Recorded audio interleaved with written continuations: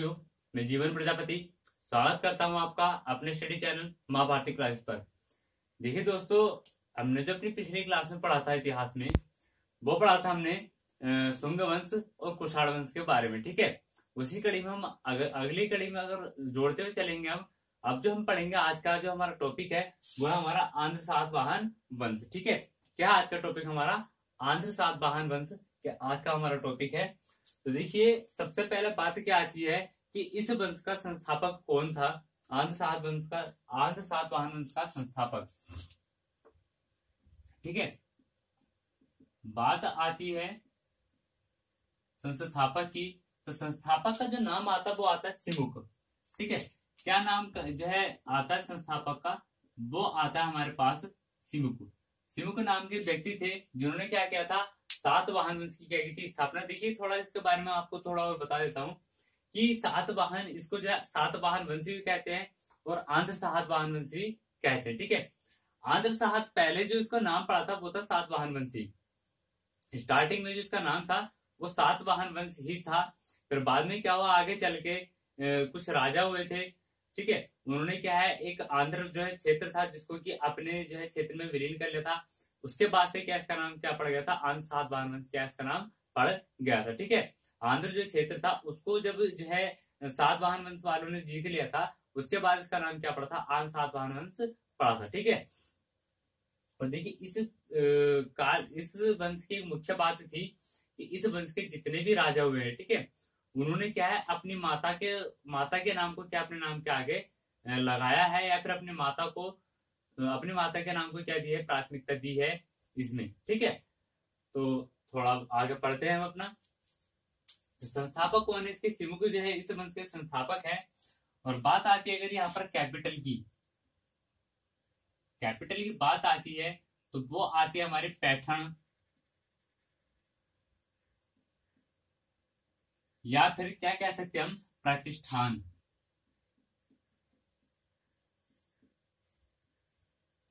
पैठण या फिर प्रतिष्ठान, ये दोनों पड़ते हैं हमारे कहा, महाराष्ट्र में। ठीक है, कहाँ पड़ते हैं दोनों स्थान, पैठण या फिर प्रतिष्ठान कहाँ पड़ते हैं, हमारे पड़ता है कहाँ, महाराष्ट्र में। तो ये क्या थी, इसकी सातवाहन वंश की शुरुआत में राजधानी थी। देखिए, आगे चल के इसकी राजधानी कुछ बदलेगी।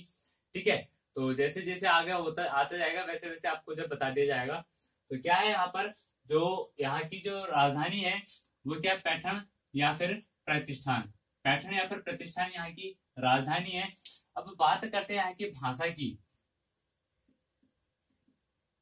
अगर हम लोग बात करें यहाँ की भाषा की, तो भाषा थी यहाँ की क्या, प्राकृत भाषा थी यहाँ की। ठीक है, भाषा क्या थी यहाँ की, प्राकृत यहाँ पर भाषा थी हमारी, प्राकृत भाषा थी। और अगर बात करते हैं लिपि की, ठीक है, बात करते हैं हम लिपि की, यानी कि सातवाहन वंश के समय पर कौन सी लिपि चलती थी, तो लिपि थी हमारी ब्राह्मी लिपि। कौन सी लिपि थी हमारी, ब्राह्मी लिपि हमारे समय पर चलती थी। ठीक है, सातवाहन वंश के समय पर कौन सी लिपि चलती थी, ब्राह्मी लिपि हमारी चलती थी। ठीक है, तो ये तो बात रही इसकी जो है एक तरीके से स्टार्टिंग के बारे में, कहाँ से इसकी स्टार्टिंग हुई, कि उन्होंने इसकी स्टार्टिंग की है। ठीक है, स्टार्टिंग में इसकी राजधानी क्या थी।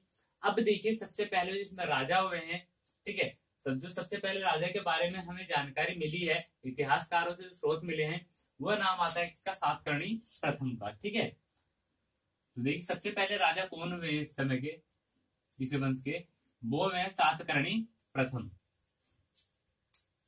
तो हेडिंग डालेंगे प्रथम राजा,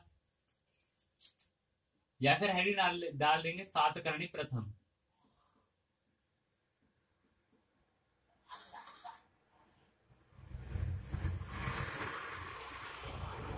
हेडिंग क्या डालेंगे हम लोग, सातकर्णी प्रथम। समय था इनका 27 BC से या फिर 27 ईसा पूर्व से 17 ईसा पूर्व तक।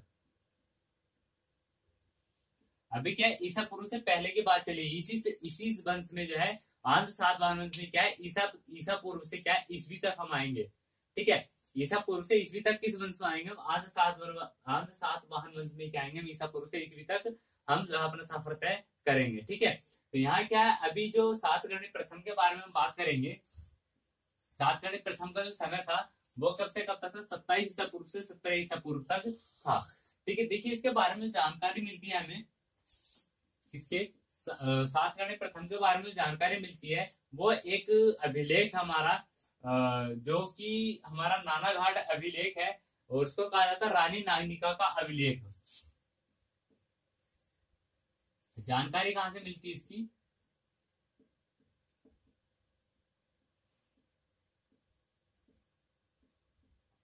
रानी नागनिका का अभिलेख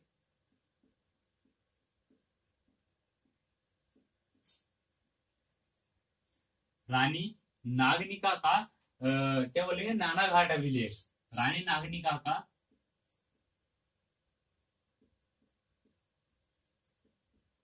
नानाघाट अभिलेख, जो कि इसमें वर्तमान में अगर हम बात करें तो कहां पर है, हमारा महाराष्ट्र के पुणे शहर में है।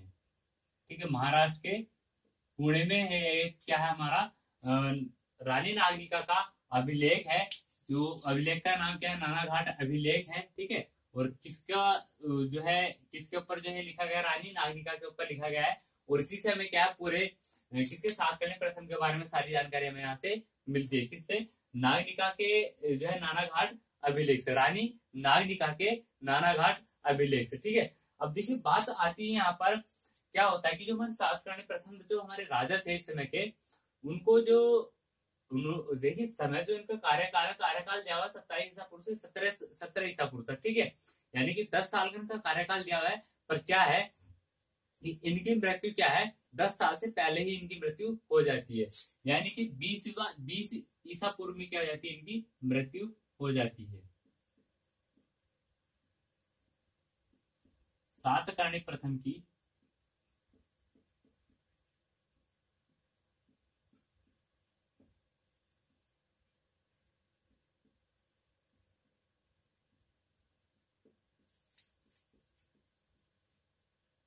ठीक है, 20 ईसा पूर्व में क्या सातकर्णी प्रथम की मृत्यु हो जाती है। अब देखिए थोड़ा सस्पेंशन वाली बात यहाँ पर ये है क्या, कि मृत्यु तो इनकी क्या हो रही है 20 ईसा पूर्व में। ठीक है, पर इनका जो कार्यकाल कितना दे रखा है, 17 ईसा पूर्व तक दे रखा ना, 27 से 17 तक दे रहा है, यानी कि 3 साल बाद तक उनका जो है कार्यकाल चला है। देखिए 3 साल बाद तक फिर किसने चलाया है, कैसे चला है, ये भी तो हमारे पास बात है ना, क्योंकि जब पूरे 10 साल का है, उन्होंने कितने 7वें साल में या 7 साल तक उन्होंने शासन किया, उसके बाद क्या होती है, इनकी मृत्यु हो जाती है। तो कहा जाता है कि इनकी मृत्यु के पश्चात जो शासन किया था वो क्या था, इनकी पत्नी ने शासन किया था, और वो भी किसको, अपने बेटे को अपने साथ में लेकर के। ठीक है, इनकी पत्नी ने अपने बेटे को जो है अपने साथ लेकर के क्या किया था, शासन किया था। ठीक है, अब देखिए यहाँ से बात आती है कि सर्वप्रथम भारत में अगर जो है कहा जाए कि भारत में पहली बार किस वंश की जो है, किस वंश की शासक, कौन सा वंश ऐसा हुआ जिसमें कि पहली बार महिला ने जो है शासन किया था, चाहे भले ही वो अपने पुत्र के, देखिए स्वतंत्र अगर महिला शासक के बारे में बात आती है, तो पहली स्वतंत्र महिला शासक के बारे में बात आती है तो वो कौन है, रजिया सुल्तान है। ठीक है, पहली स्वतंत्र महिला शासक के बारे में अगर हम बात करें तो वो कौन है, रजिया सुल्तान है। और अगर भारत में पहली महिला शासक के बारे में अगर हम बात करें तो वो कौन है, रानी नागनिका है। इसकी पत्नी है, सातकर्णी प्रथम की वो पत्नी है। ठीक है, और उन्होंने किसके साथ शासन किया था, अपने बेटे के साथ शासन किया था। ठीक है, तो देखिए क्या भारत में प्रथम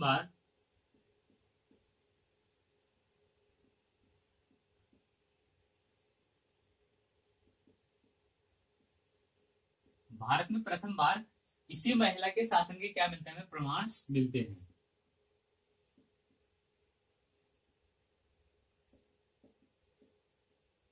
किसी महिला के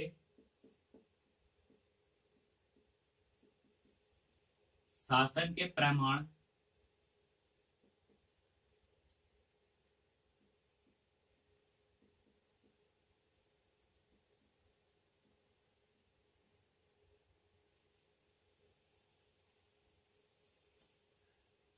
वो इन्होंने शासन किया था, वो शासन किया था अपने बेटे के साथ। ठीक है, अपने पुत्र के साथ।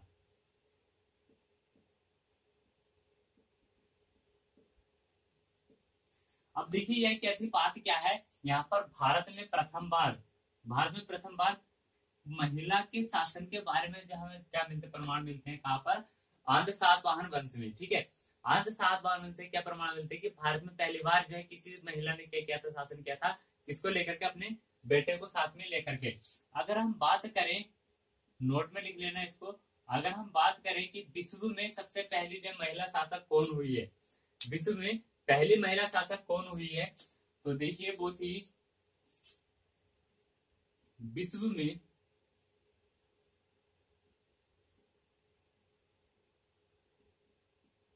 पहली महिला शासक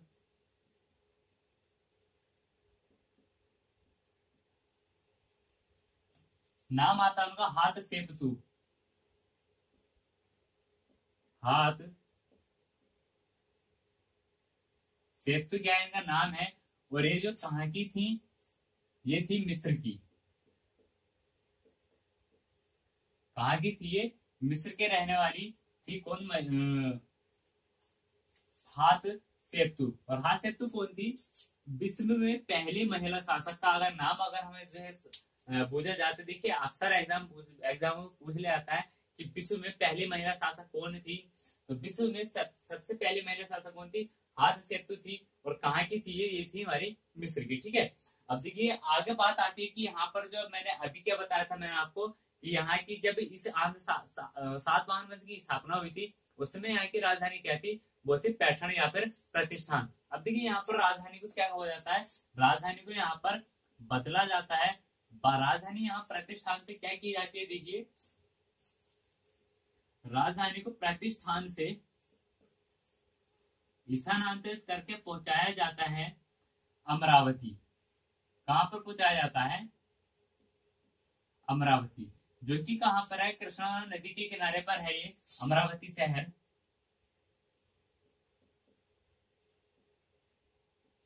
कृष्णा नदी के किनारे पर।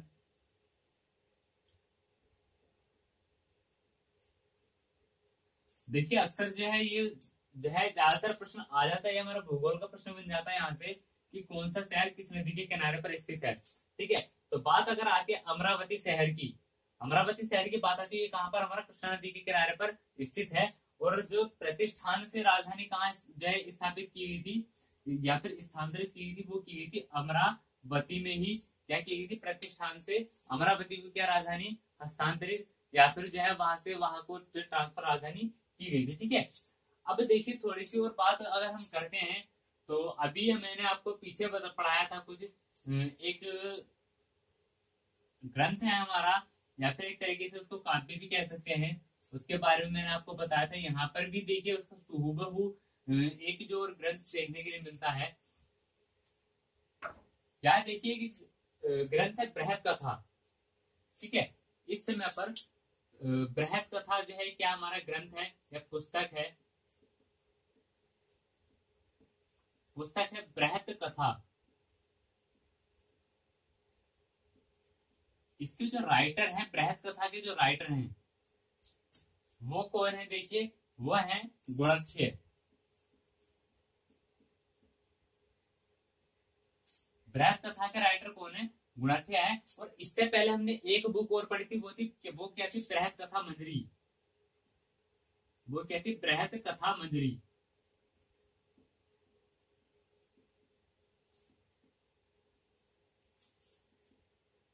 देखिए इसके क्या गुणक्षय हैं, बृहत कथा के और बृहत कथा मंजरी के कौन से, देखिए बृहत कथा के जो हैं वो कौन है, गुणक्षय है। और बृहत कथा मंजरी की जो है वो है ऋषि क्षेमेंद्र। ठीक है, कौन है, क्षेमेंद्र। ऋषि क्षेमेंद्र जो है वो बृहत कथा मंजरी के राइटर हैं, और जो बृहत कथा के राइटर हैं वो कौन है, गुणक्षय। देखिए यहाँ पर दोनों में अंतर देख लीजिएगा, ये क्या बृहत कथा है जिसके राइटर गुणक्षय, ये क्या बृहत कथा मंजरी जिसके राइटर कौन है, क्षेमेंद्र ऋषि है। ठीक है, आगे अगर हम बात करें तो यहाँ पर देखिए एक जो है मुद्रा के बारे में हमें जानकारी मिलती है। मुद्रा जो थी यहाँ की इस समय की,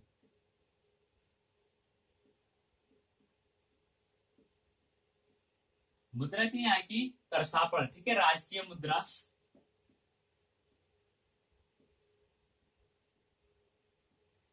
राजकीय मुद्रा कैसी, देखिए राजकीय मुद्रा थी यहाँ की करसापण।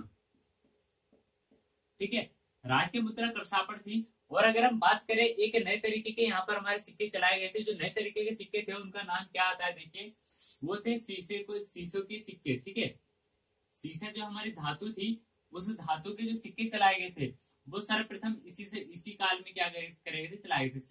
शीशे के सिक्कों का प्रचलन,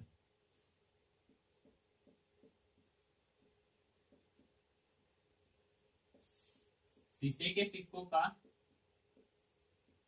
प्रचलन जो हुआ था वो कब हुआ था, इसी समय पर हुआ था शीशे के सिक्कों का प्रचलन। ठीक है, शीशे के सिक्कों का प्रचलन भी इसी समय पर हुआ था। और अगर हम बात करें, जैसे कि मैंने भी आपको बताया था क्या, कि इस समय पर जो ये इस वंश के जो राजा थे, इस वंश में जो राज व्यवस्था थी वो क्या थी, मात्र सत्तात्मक थी। ठीक है, इस समय में या फिर इस वंश में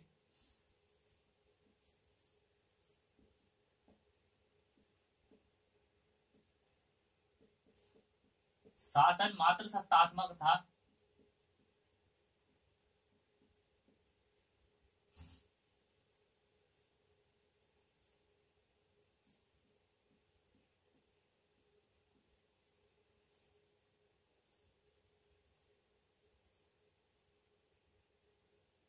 मात्र सत्तात्मक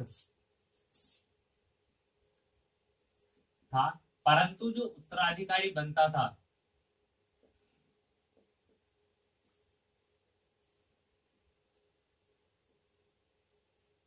उत्तराधिकारी कौन बनता था, हमेशा पुत्र ही बनता था। ठीक है, उत्तराधिकारी कौन बनता था, उत्तराधिकारी हमेशा पुत्र ही बनता था। ठीक है, देखिए शासन के बारे में जो बात बताई थी मैंने आपको, शासन क्या था, मात्र सत्तात्मक था, परंतु हमेशा उत्तराधिकारी जो बनता था, उत्तराधिकारी कौन बनता था, पुत्र ही बनता था। क्यों, क्योंकि देखिए पुत्र अपनी माता के साथ क्या करता था, शासन करता था, माता के नाम को अपने नाम से आगे वो लगा के चलते थे। ठीक है, तो ये रही थी यहाँ पर अभी तक तो इसके बारे में बात। अब अगले राजा के बारे में अगर हम बात करते हैं, तो आगे जो हमें जो जानकारी मिलती है वो मिलती है किसके बारे में, गौतमी पुत्र सातकर्णी के। ठीक है, आगे जो जानकारी मिलती है वो किसके बारे में मिलती है, अगले जो राजा हुए हैं वो है गौतमी पुत्र सातकर्णी। ठीक है, गौतमी पुत्र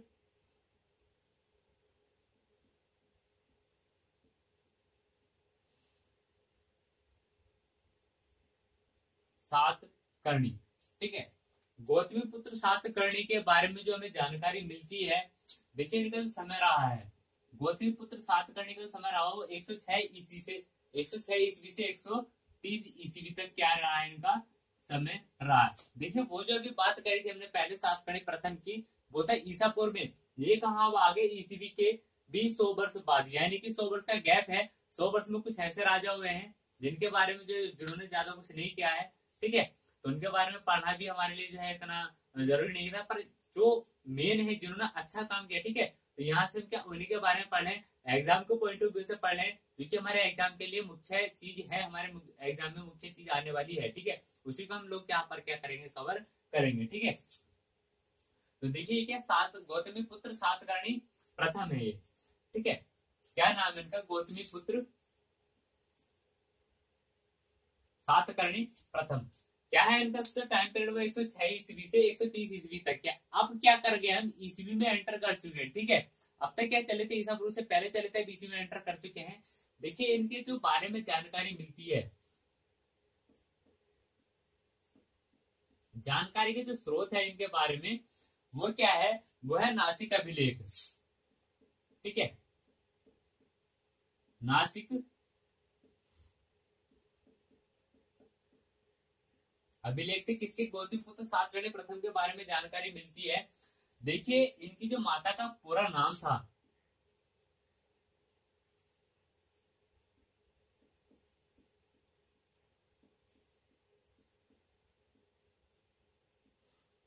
माता का नाम था पूरा गौतमी बलश्री। माता का नाम जो था पूरा वो था गौतमी बलश्री। ठीक है, माता का नाम पूरा क्या था इनकी, गौतमी बलश्री था। उपाधि थी इनकी कुछ, उपाधियों के बारे में अगर हम बात करें तो देखिए पहली उपाधि आती है राजा राज की। पहली उपाधि क्या थी? राजा राज की उपाधि इन्होंने जो है धारण की हुई थी। दूसरी उपाधि की बात करें तो वो थी विंध्य नरेश, विंध्य नरेश दूसरी उपाधि थी। और तीसरी उपाधि की अगर हम बात करें तो वो क्या थी? वेंकटक स्वामी।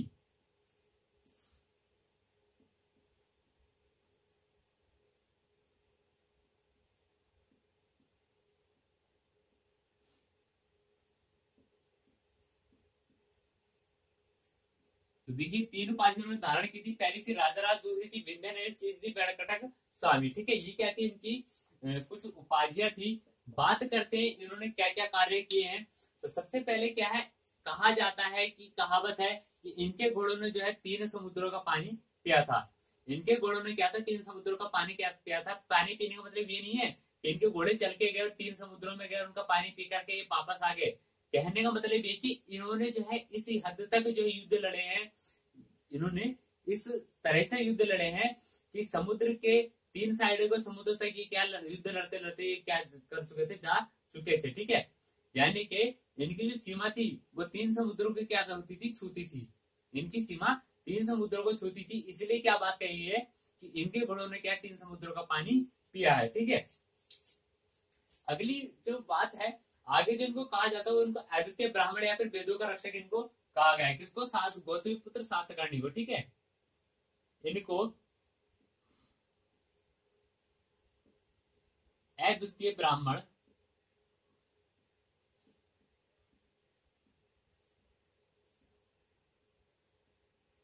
या फिर इनको अद्वितीय ब्राह्मण या फिर क्या वेदों का रक्षक कहा गया है।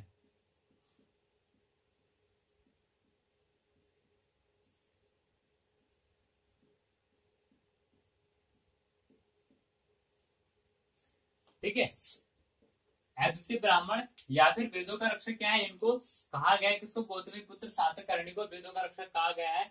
आगे अगर हम बात करें तो देखिए इन्होंने जो है कुछ बौद्ध भिक्षुकों के लिए भी किया था। बौद्ध भिक्षुकों को इन्होंने क्या 2 गांव क्या कहते हैं दान में दिए थे। ठीक है, तो इन्होंने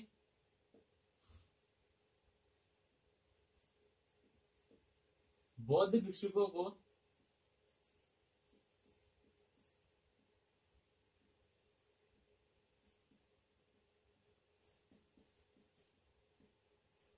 दो गांव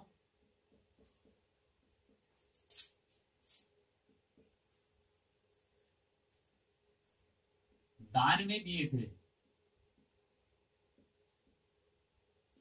ठीक है, बौद्ध भिक्षुकों को इन्होंने क्या किया था? 2 गांव दान में दिए थे। ठीक है, आगे थोड़ी सी जानकारी और मिलती है। क्या है कि एक स्थान है महाराष्ट्र में, जोग लैवी। ठीक है, स्थान का नाम क्या है? जोग लैवी। ये स्थान का नाम है। कहां पर पड़ता है? हमारा महाराष्ट्र में पड़ता है। यहां से क्या है, इनके 8,000 चांदी के सिक्के क्या है हमें मिले हैं। ठीक है, से इनके 8,000 चांदी के सिक्के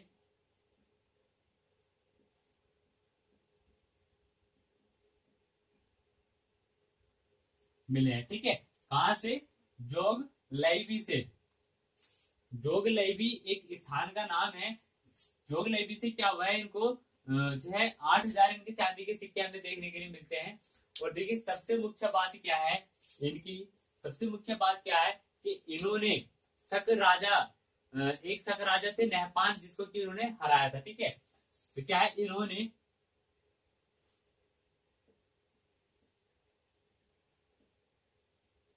शक राजा, शक राजवंश के राजा, शक वंश के राजा नहपान को हराया है। ठीक है, किसको? नहपान को हराया है। ठीक है, तो देखिए क्या बातें हैं, मुख्य बातें क्या है। नहपान को किसने हराया? सातकर्णी प्रथम ने हराया। किस वंश के थे? वो शक वंश के राजा थे। ठीक है, और जो इनकी सबसे पहले हम बात करते हैं इनकी माता का पूरा नाम, तो माता का पूरा नाम तो गौतमी बलश्री। उपाधि क्या थी? राजा राज विद्या नरेश और वेंकटक स्वामी। ठीक, इनको अद्वितीय ब्राह्मण या फिर वेदों का रक्षक भी इनको कहा गया है। बौद्ध भिक्षुकों को इन्होंने क्या किए थे? 2 गांव दान में दे दिए थे। उसके बाद हम बात करते हैं जोगलई भी एक स्थान है कहा? महाराष्ट्र में, जहां से इनके 8,000 चांदी के सिक्के क्या हमें देखने के लिए मिलते हैं, फिर 8,000 चांदी के सिक्के इनके हमें मिले थे। ठीक है, तो ये रही बात किसके? गौतमी पुत्र सातकर्णी प्रथम के बारे, सातकर्णी के बारे में। ठीक, अगला देखते हैं, जो अगले जो हमारे राजा थे वो कौन थे? तो अगले राजा थे हमारे विशिष्टि पुत्र पुलवामी। ठीक है, अगले जो राजा थे वो थे विशिष्टि पुत्र पुलवामी।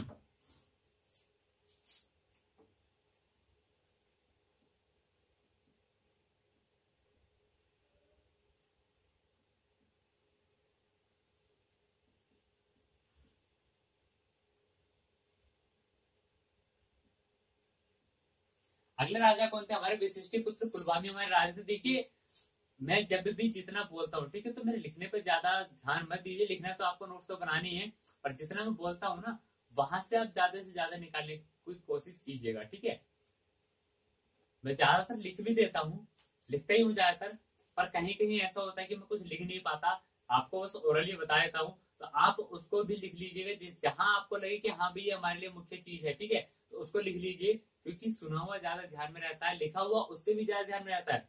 लिखना भी जरूरी है। ठीक है, तो जहां जहां पर मैं नहीं लिख पाता, आपको लग रहा है कि हाँ भाई ये बात लिखने लायक है, तो आप उसको भी लिख लीजिएगा। ठीक है, तो देखिए अब क्या है, गौतमी पुत्र पुलवामी, सॉरी, विशिष्टि पुत्र पुलवामी के बारे में हम बात करेंगे। इनका जो समय रहा है वो रहा है 130 से 174 ईस्वी तक। ठीक है, समय क्या रहा है?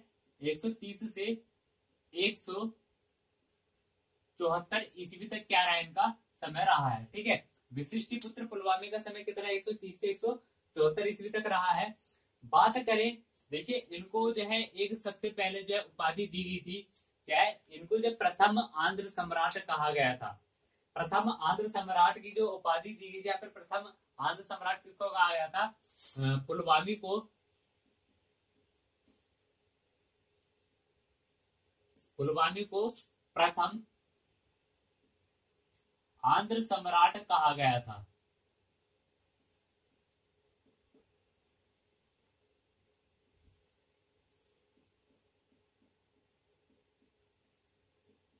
ठीक है, बात आती है कि प्रथम आंध्र सम्राट किसको कहा गया था? तो पुलवामी को ही क्या कहा गया था? प्रथम आंध्र सम्राट कहा गया। देखिए, जैसे मैंने आपको बताया था कि पहले जो इस वंश का नाम था वो क्या था? सातवाहन वंश था। बाद में क्या पड़ा? इन्होंने आंध्र क्षेत्र को जीत लिया। उसके बाद इस वंश का नाम क्या पड़ गया था? आंध्र सातवाहन वंश पड़ा था। और यहीं पर क्या है, इसको आंध्र प्रदेश को, जो आंध्र क्षेत्र था उसको इन्होंने जीता था। और किसका? जो पुलवामी है, पुलवामी का, जो पुलवामी को सबसे पहले क्या कहा गया था? आंध्र सम्राट के नाम से इनको जाना जाता है। ठीक है, अब देखिए बात आती है यहाँ की कैपिटल की। कैपिटल देखिए क्या थी? सातकर्णी प्रथम के समय पर क्या थी? कैपिटल स्थानांतरित कर दी गई थी कहाँ? प्रतिष्ठान से अमरावती। अब क्या फिर से क्या है? राजधानी कहाँ? अमरावती से कहाँ आ जाती है? प्रतिष्ठान में आ जाती है हमारी राजधानी। अब तक क्या थी? राजधानी कहाँ पर चल रही थी हमारी? अमरावती में ही चल रही थी। ठीक है, अब तक राजधानी कहाँ चल रही थी? अमरावती में चल रही थी। अमरावती से कहा जो स्थानांतरित की गई है? फिर से कहा कर दी गई? प्रतिष्ठान में स्थानांतरित कर दी गई है। ठीक है, प्रतिष्ठान कहां पर पड़ता है हमारा वर्तमान में? महाराष्ट्र में। और अगर हम अमरावती की बात करें, तो अमरावती जो पड़ता है वो पड़ता है हमारा आंध्र प्रदेश में। ठीक है, अमरावती वर्तमान में पड़ता है हमारा आंध्र प्रदेश में, और प्रतिष्ठान कहां पड़ता है हमारा? महाराष्ट्र में।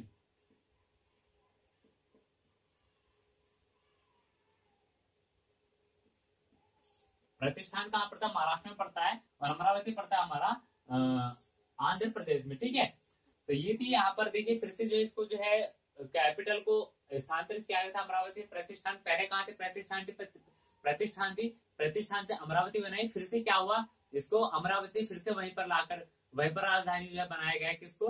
प्रतिष्ठान को। ठीक है, अब देखिए बात करते हैं इनकी उपाधियों के बारे में।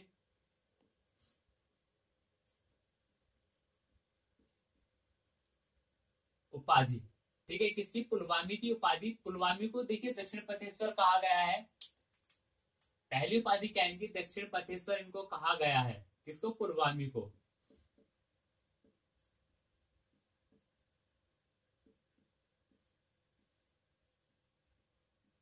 दक्षिण पथेश्वर इसको कहा गया। देखिए दक्षिण पथेश्वर कहा क्यों गया है, क्योंकि इसने शक राजा रुद्र दमन को कितनी बार, 2 बार हराया था।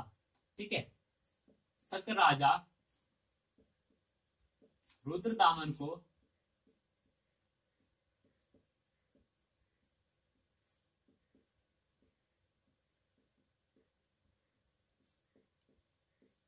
दो बार हराया था, किसने, पुलवामी ने। ठीक है, पुलवामी ने शक राजा, शक वंश के राजा रुद्र दामन को कितनी, 2 बार हराया था, इसीलिए इनको क्या कहा गया था, दक्षिण पथेश्वर कहा गया था, फिर दक्षिण को जीतने वाला इनको कहा गया। ठीक है, अब देखिए आगे अगर हम देखें तो पुराणों में इनका एक नया नाम देखने के लिए मिलता है। पुराणों में इनको क्या कहा गया, पुलोमा इनको कहा गया है।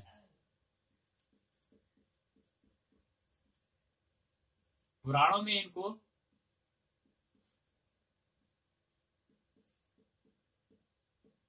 पुलोमा के नाम से जाना जाता है। ठीक है, पुलोमा के नाम से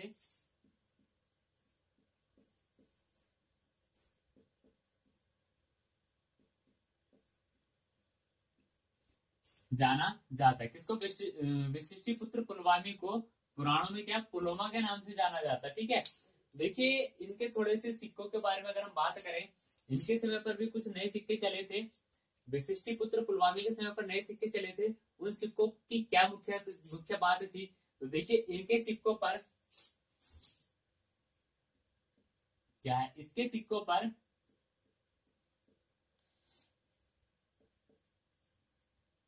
दो पतवार या दो पाल,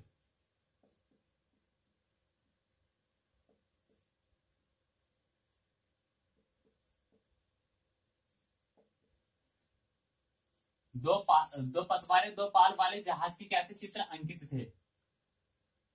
दो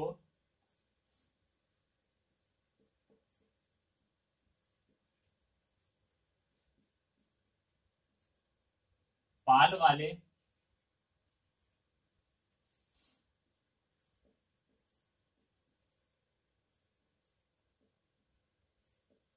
जहाज के चित्र अंकित थे, या फिर उत्कीर्ण किए गए थे। क्या, दो पतवार या फिर दो पाल वाले जहाज के चित्र क्या थे, इनके सिक्कों पर क्या थे, उत्कीर्ण किए गए थे। ठीक है, दो जहाज दो पतवार दो पाल वाले चित्र क्या थे, इनके सिक्कों पर उत्कीर्ण किए गए थे। ठीक है, आगे अगर हम बात करते हैं कि भाई इस वंश के जो अंतिम राजा थे, आंध्र सातवाहन वंश के जो अंतिम राजा थे वो कौन थे। ठीक है, क्योंकि देखिए इस वंश का पतन अब जो निश्चित समय, जो पतन का समय जो है वो पास आ चुका था। ठीक है, तो इस वंश के जो अंतिम राजा थे वो थे पुलवामी थर्ड। ठीक है, सातवाहनों के अंतिम शासक के अंतिम राजा कह सकते हैं, सातवाहन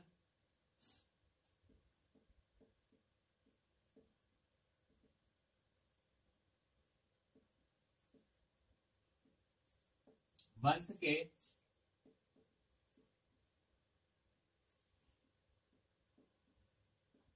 अंतिम राजा कौन थे, पुलवामी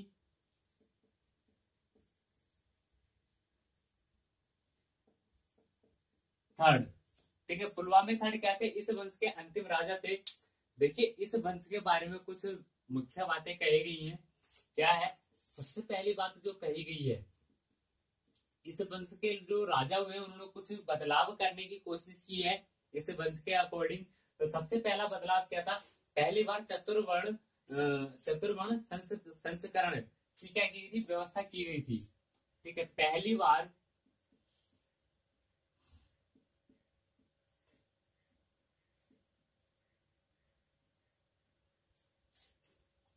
चतुर्वर्ण संस्करण, चतुर्वर्ण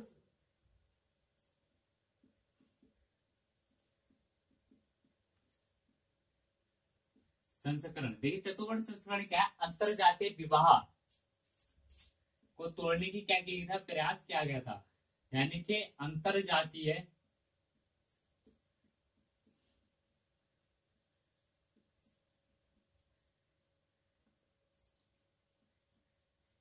विवाह की जो प्रथा थी उसको क्या था, तोड़ने का प्रयास किया गया था।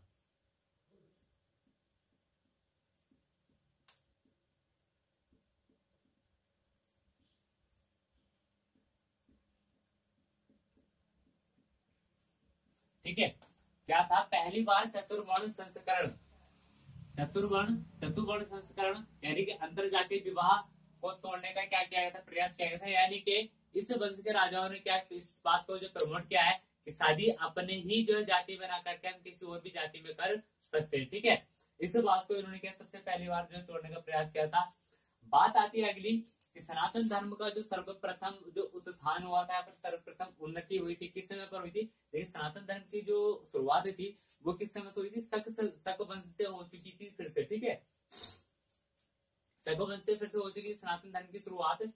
यहाँ पर क्या है, इस वंश में भी क्या है, सनातन धर्म की सर्वाधिक उन्नति देखने के लिए मिलती है। ठीक है,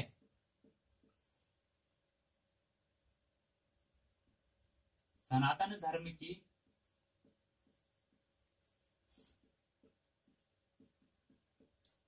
सर्वाधिक